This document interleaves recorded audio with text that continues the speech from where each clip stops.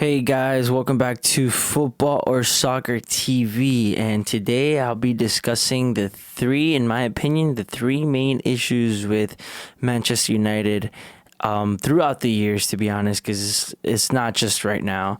But in my opinion, the first main issue that I think United have is the wages. Now, I think that the wages are very high. Obviously, we see a bunch of players getting paid ridiculous amounts of money, things that they're wages that they're not even worth. We've seen Jadon Sancho get like 350,000, because Rashford almost around the same price. Harry Maguire. Teams like Liverpool and Man City don't have a wage cap they have a wage cap. They don't have a wage bill that big for their players. And what does that do for someone, right? So when someone comes in and they get paid a lot for achieving nothing, absolutely nothing, let's all remember that these players who have bar Casemiro and Varane, all these players haven't really achieved anything, and when you come in, the club, are so desperate for you to come in. They give you amount of money, which is kind of empowering those players, making them think that they're better than they really are. And let's be honest, like there's been evidence of that. And there's been, Ali came out a couple of weeks ago, or a couple months ago, saying that players think that they're better than they really are. He said things about Sancho, how he didn't want to play right wing. He wants to play left wing, even though we bought him. United bought him to play right wing. So it's creating this player power that players think they're actually better than they really are, and that's very toxic. And once you have the player power inside the club, then no matter who comes in, they're gonna keep undermining the manager. They're gonna keep undermining their bosses, and they're gonna have that. They're going to have that feeling of being invincible just because they get paid enough money. And that's the wrong attitude to have about a club. That's a wrong attitude to have about a team that is one of the best teams in the world. Like, you should be happy to play here for a good amount of money, not ridiculous amount of money. And if, number one, you're coming into the club for that reason, then you don't belong here. And that also creates a lot of things where it's hard for us to get rid of players, because people don't want to pay the crazy amount of money. They don't want to pay these guys that are garbage or are decent. Let's be honest. I think that most of them are garbage, but let's say decent, right? For the sake of argument, I don't want to pay these decent ballers high wages. You know what I mean? Like, they're not even worth it. What they're getting would be way more than whatever their best player is getting. So it's going to create a divide, number one. Number two, they're not going to have the funds to be able to pay it. And number three, we're going to have to get rid of them for a lower price, making it a lot harder for us to get rid of players. And we've seen this. We've seen this with Maguire. He's trying to leave the summer, but, West Ham only offered about like 30 million. And we were willing to pay him out, and he didn't want that payout. He wanted more. So it's like, because to compensate for the wages, we couldn't get rid of him. McTominay either. Why would McTominay leave if he's living the dream right now? He's getting paid for being average, for being an average baller. And as long as we have this wage cap, they will always create this mentality that these players are better than they really are. And that's why some of them stick around. And this is why we're rotten. This is why every player that comes here fails. Most of them have been flops.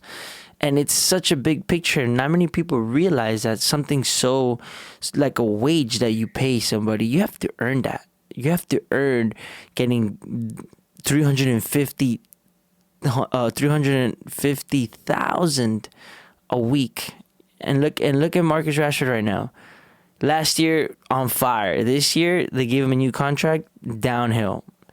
So, that separates the best players, the world-class players, from just informed players. So that, in my opinion, is the first reason that's wrong with United. And obviously, the second one is the structure and infrastructure. Everybody knows about the Glazers. I don't want to, sing, I don't want to sing that song right now. I don't want to be like, hey, it's all the Glazers' fault, but obviously it does come from the top, is rotten from the top to bottom, and we all know that. But if you think about employing the best people in the world, right? Manchester United is one of the best clubs in the world, and the biggest clubs in the world, so we have to employ the best people. We have to have the best people in class in every position. We simply don't. We have the worst owners. We have that they employ the worst CFO, the worst CEO, and the worst director of football. These are important positions in a club. Clubs like Bayern, like City, like Liverpool, even Liverpool, because I know a lot of people are FSG out, and I don't understand why, because they've actually succeeded in some, to a certain extent recently. All these clubs have these structures. We've seen it with that's evidence right there, where we've seen it in other teams, where their director of football sets the style that you want to play, right? They set the style, the identity at the club. And at United, we have accountants, we have bankers in these key positions that don't know anything about football. They don't know anything about the sport. Why are you employing people that don't know anything about the sport into the best club and the biggest club in England and even in the world, in my opinion, other than Real Madrid, what's the other biggest club? Manchester United. And they have the worst people in most important positions. That's the problem. When you're supposed to have the best in class in every position, not just the manager, not just the players. And this is why it fails, because we don't have a structure. We don't have an infrastructure. We don't have football people running our club. We have accountants. And that's why, in my opinion, not in my opinion, is fact. This is why people who came and managers who came after Sir Alex Ferguson have failed. They have failed because they were allowed to make the signings, their own signings, to fit their own style. This is why every manager that we've gotten has had a different style. LVG, different style. Jose Mourinho, different style. David Moyes. All of these guys, different styles of football, and then we gathered all their players because the club looks at it as like, we have to back our manager, rightly so. They don't know anything about football, so they're listening to the manager and be like, listen, we need these players, so they're backing them, and then they sack them and they sack them and they sack them, and now we're stuck with players from like 3 managers ago. It shouldn't be that way. It should be the director of football sets the style of play where any manager could come in, where any players leave, they can get the same players back to fit, or better, to fit a certain style of football. It's evidence that having a purely clear plan and infrastructure in the best positions and the most important positions is key to success. A lot of people want to just blame the managers, want to just blame the players, and I get it. It's the easy route, and I do too. I blame the players and I blame the manager, but I'm not stupid. I'm not blind to see what's really wrong with this club. What's really dividing this club. And in my opinion, nothing will change until that changes, until the structure changes, until they have the best world-class people they can get in those positions. Because if we do, we'll start recruiting better. We'll start recruiting better players, better management, better coaches, better everything. And I could just keep going and going and going about it. There's problems with the club, about the stadium and the leaks and the stadium and all that. There's problems in that area, right? But surely a football club should be what happens on the pitch. And as long as they don't change that, we won't become successful like we were. And that's just the sad reality of it. The third is the culture. So basically all these things in that I've mentioned are kind of part of the culture. So, it all kind of connects together. But the culture at the club hasn't been the same. It hasn't been the same for since Sir Alex Ferguson left. He ran that club. He was the Glazers' saving grace. He was the reason why United were so good, because everybody respected him. They had a straight identity, a straight culture. But once he's gone, we've allowed all these players to set the culture for the club. We've seen it where players are unhappy and they leak stuff to the journalists, and then they get the manager sacked. So the culture at the club shouldn't be like that. No play is creating player power. All these things that I've mentioned create player power to a point where the culture is set by the players. The players have the advantage. The players have the power. And it shouldn't be that way. It should be like, you're coming in. This is our philosophy. This is our culture. This is our identity. We are Manchester United. This is who we are. But that's not the case. And the culture, and then I felt like Erik ten Hag was, in my opinion, was setting a right culture in the club. But you've seen it. When the going gets tough, these players turn against the manager. The media turns against the manager. And most importantly, the fans. Some rightly so. Some, in my opinion, I don't think so. But everyone turns on the manager when it shouldn't be like that. It should be set from the top. So, in my opinion, the culture is the most important thing, because as long as you have that winning mentality culture, not the crybaby, whining culture that the players have now, like that haven't won anything, right? So they think that they think they've achieved something in life when they haven't. They think they're better than they really are. That creates a negative connotation for everybody. And when other players come in, they're going to have that same mentality, because they're going to get brainwashed. They're going to get infected by the virus that there's no culture. So as long as we have that in our club, as long as we don't have an identity and a set culture, we need to change all that for us to actually start winning and actually have serial winners in our team, because we don't have serial winners. We have crybabies that depend on form, that depend on confidence, that can't get out of a crap situation. And that's not who I want in my club. I don't want those type of players in my club. I don't want that type of culture in my club. I want to win, So, in my opinion, those are the three things that are wrong with Manchester United. I can keep going more and more and more. Another thing that I think is also wrong is the division that we've always had. We've always had divisions when the going gets tough, of a manager in, out, in, out, in, out. Or you're not him in, you're not him out, you're not Ali out, you're not Erik ten Hag in, you're a fool, you're a clown. And it creates a divide in the fan base. And then we all start arguing amongst each other and creating this negative, toxic energy that feeds throughout the world, that feeds throughout the club. And we're allowing the players to win. We're allowing the Glazers to get away with it once again. And that cannot happen. We cannot let these players get away with it. We cannot let the Glazers, we cannot let Richard Arnold or John Murtough get away for incompetence. We cannot be doing that, in my opinion. So I understand that Erik ten Hag has his flaws, and I blame him for a lot on the pitch, right? And a lot of people blame him for that, obviously, and also for bringing in the players that he's brought, that they're not good enough. Yeah, Anthony, in my opinion, right now, as we speak, is not good enough. Some other players that he's brought in aren't good enough, in my opinion. But people say that it's his fault. It's he's the one to blame, because he's the one that brought him in. And before he came into the club, he said, I want full control of who I'm able to bring in and out. So therefore, he should take all the blame.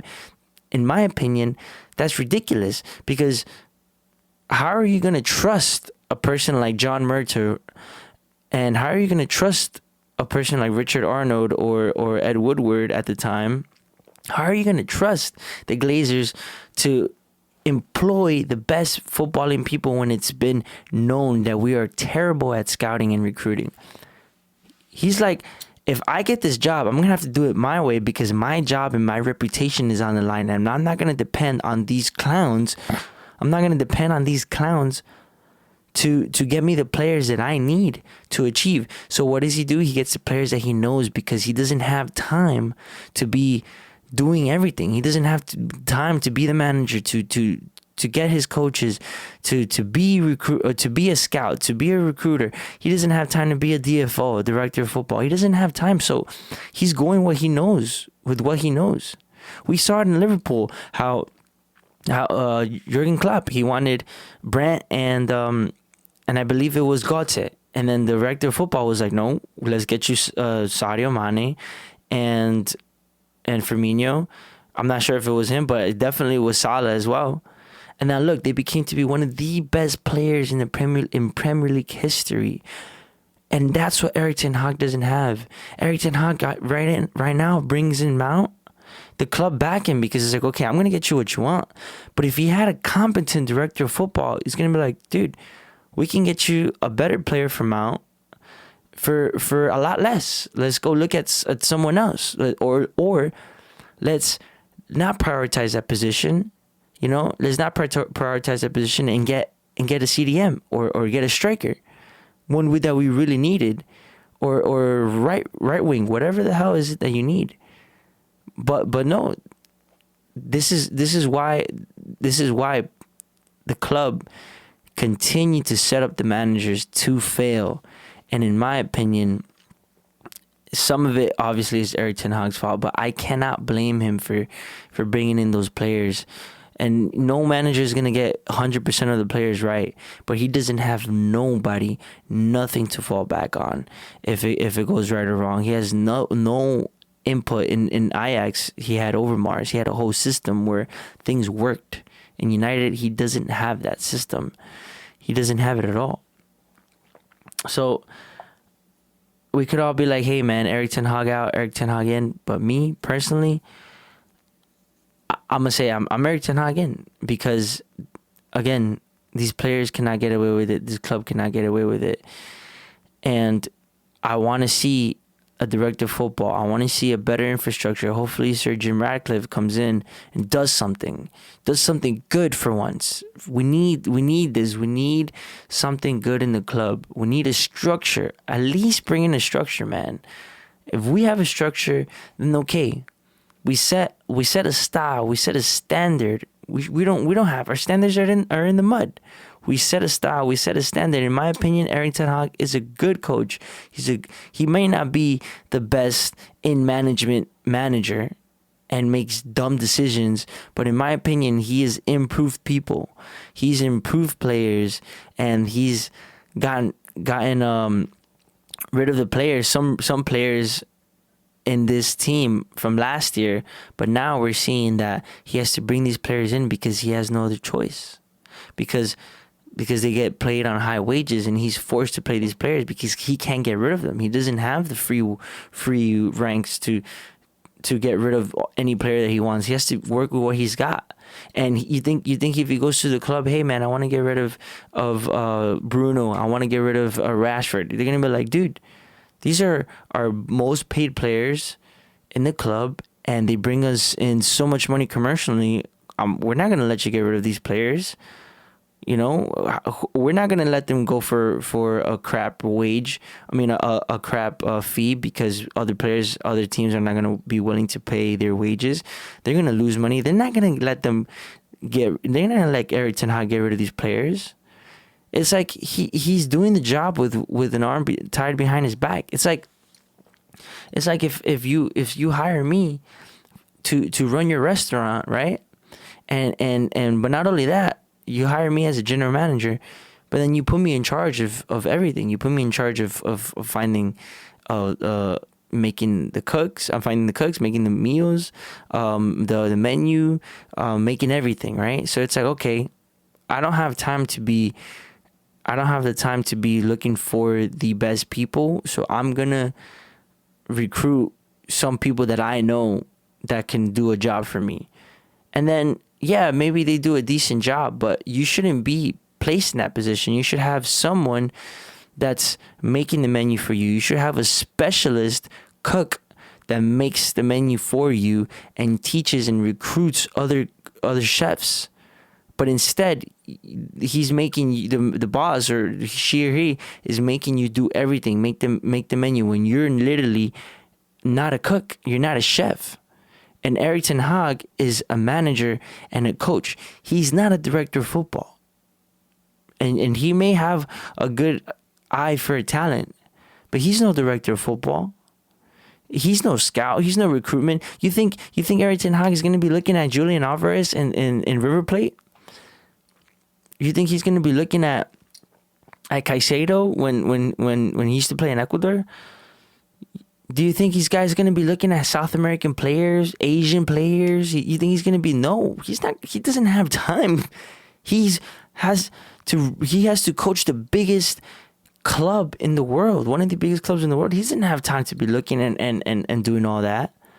So I don't blame him for that, you know? I don't blame him for that. I do blame him for dumb decisions that he's done on the pitch, like substitutions and lineups and not dropping people. I do agree with that, 100%. But sacking him isn't the issue isn't the problem in my opinion, and it won't solve anything. It's not. If anything, it's going to set us back even further. And again, these players will succeed another manager and they'll do the same thing to the next one.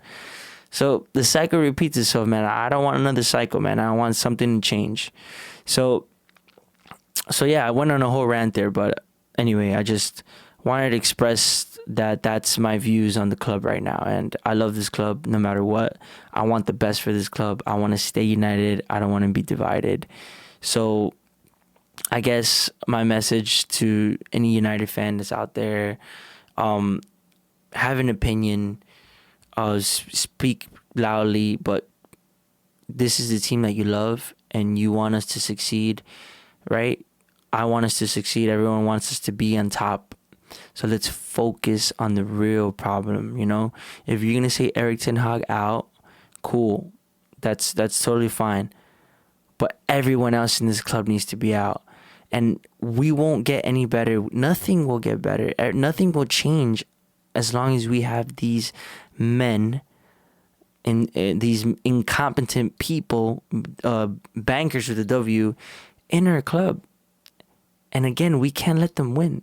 Let's do things differently this time. You know, let's stay together. You know, let's stay together and not judge each other for being Erik ten Hag and in or out. You know, everyone has valid reasons, and Erik ten Hag is looking like a clown right now. He's looking like a clown, but we got to see the bigger picture, guys. We got to see it, and I think I do, and I think most United fans do. So yeah. Anyway, smash the like on the video, guys. If you haven't, please subscribe. If you agree with what I said or disagree with what I said, if you think I'm waffling or being a clown or whatever, like, that's totally cool.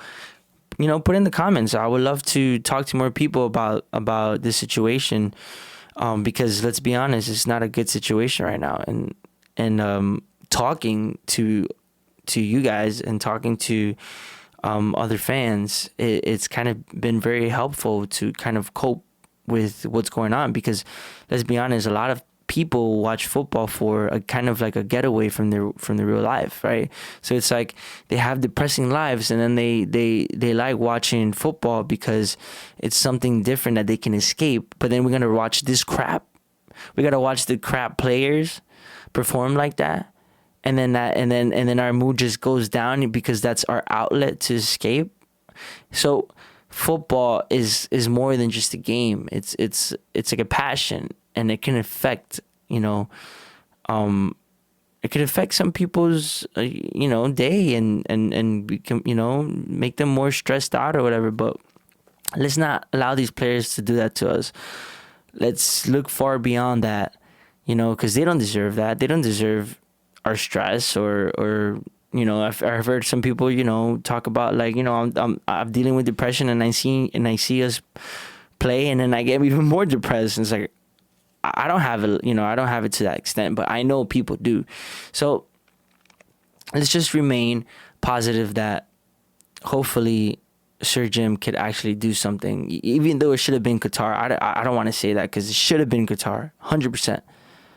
Because this would have been a different story right now. You know, everybody would be, you know, in such a positive mood. But let's just hope that the future is bright. You know, let's hope that the Glazers leave and we can actually employ some people who actually care about the club and know what they're doing to hopefully not let things like this happen again. So anyway, guys, thank you so much for watching. Smash a like, please subscribe, follow me on IG, on Twitter or X, whatever, Football or Soccer TV. On Twitter is Footy or Soccer TV. And yeah, thank you guys so much. I'll talk to you guys in a bit. Peace.